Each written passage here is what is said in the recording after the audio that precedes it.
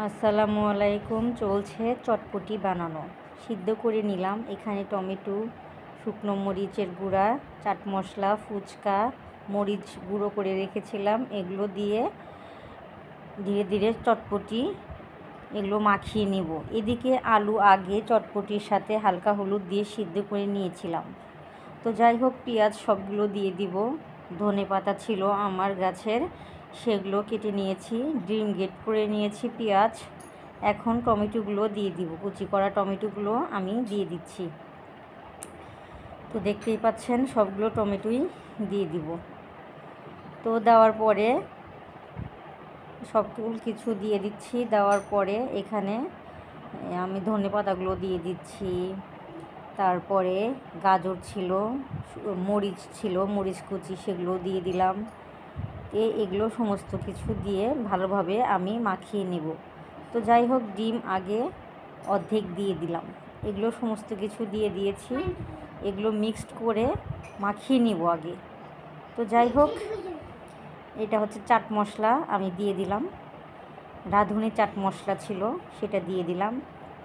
দেওয়ার পরে আমি এখন চামচ দিয়ে সমস্ত কিছু মাখিয়ে নিব।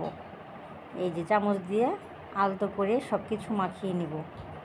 তো দেখতেই পাচ্ছেন কতটা লোভনীয় লাগছে।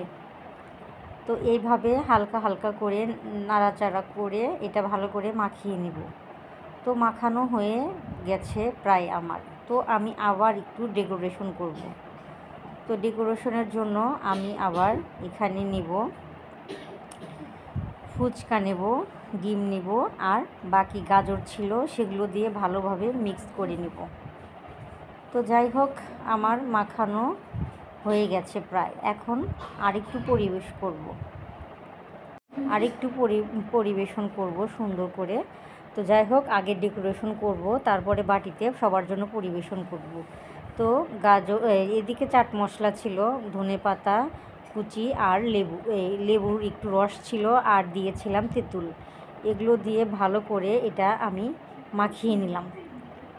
এখন ডেকোরেশন করে নিচ্ছি। তো এর ভিতরে আবার টক পানিটুক দিয়ে দিলাম।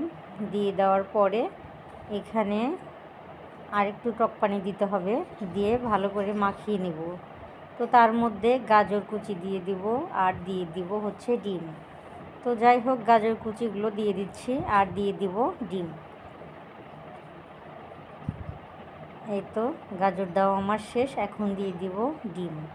তো এই ডিমগুলো দেওয়ার পরে আমি পরিবেশন করব। তো দেখুন কতটা লোভনীয় লাগছে।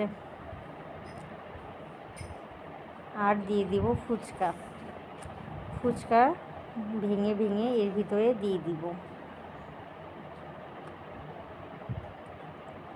তো যাই হোক, আরেকটু ক্রিস্পি হচ্ছে এই ফুচকা দেওয়ার কারণে। একজন আমাকে অনুরোধ করেছিল, তার নাম হচ্ছে হৃদয় আকন্দ। তো তার ছবিটা লাস্ট পর্যায়ে আমি দিয়ে দিব। সে অনুরোধ করেছিল চটপটি বানানোর জন্য। তো আমার চটপটি রেডি।